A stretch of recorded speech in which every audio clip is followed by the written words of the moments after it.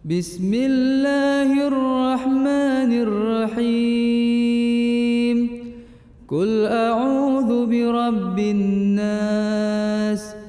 Dalam ayat ini, Allah memerintahkan Nabi Muhammad termasuk pula di dalamnya seluruh umatnya agar memohon perlindungan kepada Tuhan yang menciptakan, menjaga, menumbuhkan, mengembangkan, dan menjaga kelangsungan hidup manusia dengan nikmat dan kasih sayangnya serta memberi peringatan kepada mereka dengan ancaman-ancamannya.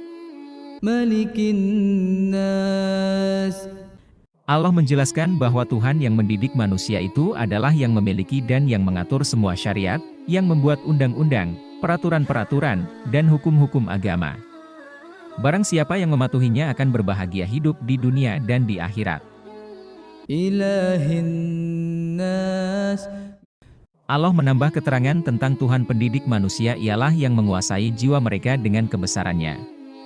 Mereka tidak mengetahui kekuasaan Allah itu secara keseluruhan, tetapi mereka tunduk kepadanya dengan sepenuh hati dan mereka tidak mengetahui bagaimana datangnya dorongan hati kepada mereka itu, sehingga dapat mempengaruhi seluruh jiwa raga mereka. Ayat-ayat ini mendahulukan kata Rob atau pendidik dari kata Malik dan Ilah karena pendidikan adalah nikmat Allah yang paling utama dan terbesar bagi manusia. Kemudian yang kedua diikuti dengan kata Malik atau Raja karena manusia harus tunduk kepada kerajaan Allah, sesudah mereka dewasa dan berakal. Kemudian diikuti dengan kata Ilah atau sembahan, karena manusia sesudah berakal menyadari bahwa hanya kepada Allah mereka harus tunduk dan hanya Dia saja yang berhak untuk disembah. Allah menyatakan dalam ayat-ayat ini bahwa Dia Raja manusia.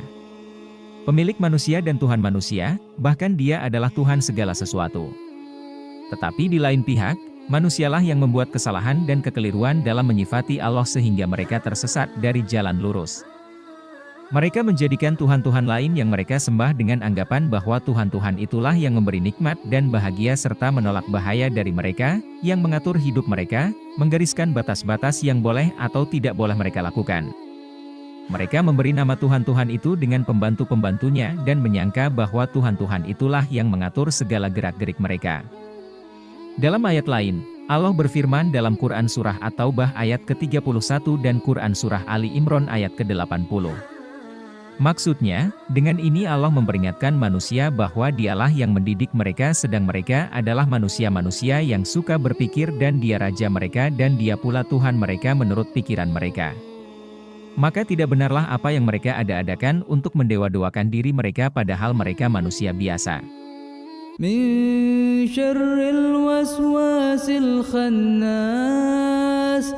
Dalam ayat ini, Allah memerintahkan manusia agar berlindung kepada Allah Rabbul Alamin dari kejahatan bisikan setan yang senantiasa bersembunyi di dalam hati manusia. Bisikan dan waswas yang berasal dari godaan setan itu bila dihadapkan kepada akal yang sehat mesti kalah dan orang yang tergoda menjadi sadar kembali, karena semua bisikan dan waswas setan yang akan menyakiti manusia itu akan menjadi hampa bila jiwa sadar kembali kepada perintah-perintah agama. Begitu pula bila seorang menggoda temannya yang lain untuk melakukan suatu kejahatan, tetapi temannya itu berpegang kuat dengan perintah-perintah agama, niscaya akan berhenti menggoda dan merasa kecewa karena godaannya itu tidak berhasil, namun ia tetap menunggu kesempatan yang lain.